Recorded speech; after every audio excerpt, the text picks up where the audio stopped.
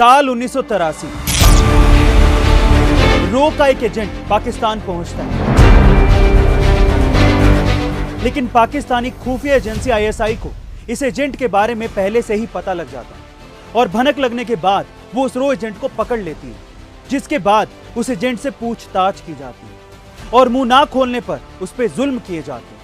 इतने टॉर्चर के बाद वो टूट जाता है, लेकिन फिर उसके बाद पाकिस्तानी एजेंट्स को जो वो बताता है उसे सुनने के बाद पाकिस्तानी एजेंट्स के होश उड़ जाते हैं।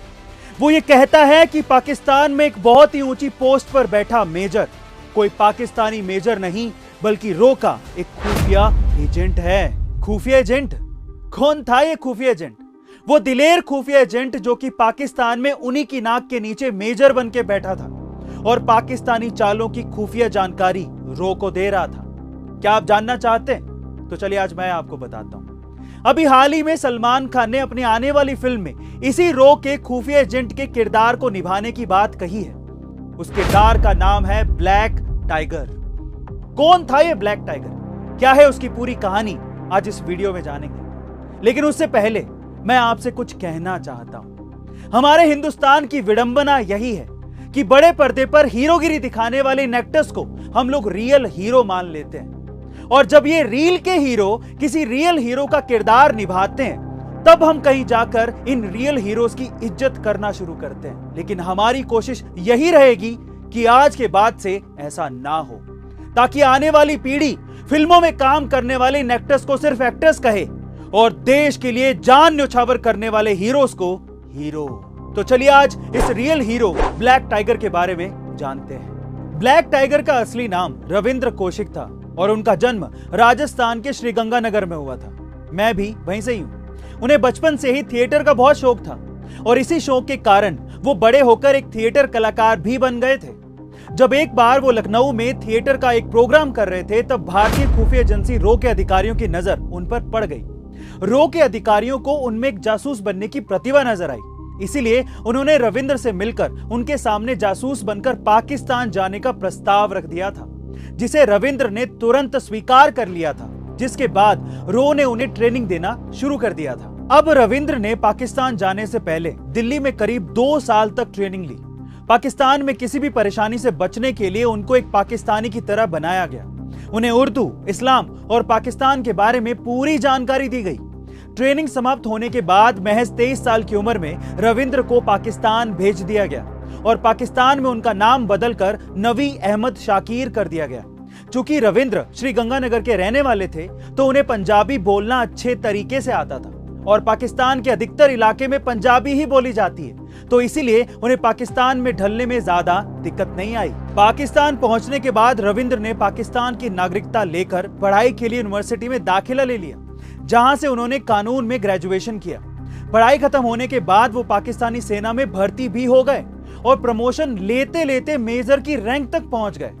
इसी बीच उन्होंने वहां पर एक आर्मी अफसर की लड़की अमानत से शादी भी कर ली। रविंद्र ने 1979 से लेकर 1982 तक पाकिस्तानी सेना और सरकार से जुड़ी अहम जानकारियां भारत तक पहुंचाई। रो ने उनके काम से प्रभावित होकर उन्हें ब्लैक टाइगर के खिताब से नवाजा भी। जहां एक ओर उनके लिए सब कुछ अच्छा चल रहा था, वहीं दूसरी ओर एक बुरा वक्त उनका इंतजार कर रहा था और वो था 1983 का साल, जो ब्लैक टाइगर के लिए मनहूस साबित हुआ। अब 1983 में रविंद्र से मिलने रो ने एक एजेंट को पाकिस्तान भेजा था, लेकिन वो एजेंट पाकिस्तानी खुफिया एजेंसी के हत्थे चढ़ गया और लंबी यातना और पूछताछ के बाद उसने रविंद्र यानी कि ब्लैक टाइगर के बारे में सब कुछ बता दिया। अब पकड़े जाने के डर से रविंद्र ने भागने की कोशिश की, लेकिन रो उनकी वापसी में कोई मदद नहीं कर पाई, क्योंकि पाकिस्तानी खुफिया एजेंसी आईएसआई रो के इस प्लान के बारे में सब कुछ जान चुकी थी। रविंद्र को गिरफ्तार कर सियालकोट की जेल में डाल दिया गया। पूछताछ में लालच और फिर उसके बाद यात्रा तक देने के बाद भी रविंद्र ने भारत की कोई भी जानकारी देने से मना कर दिया।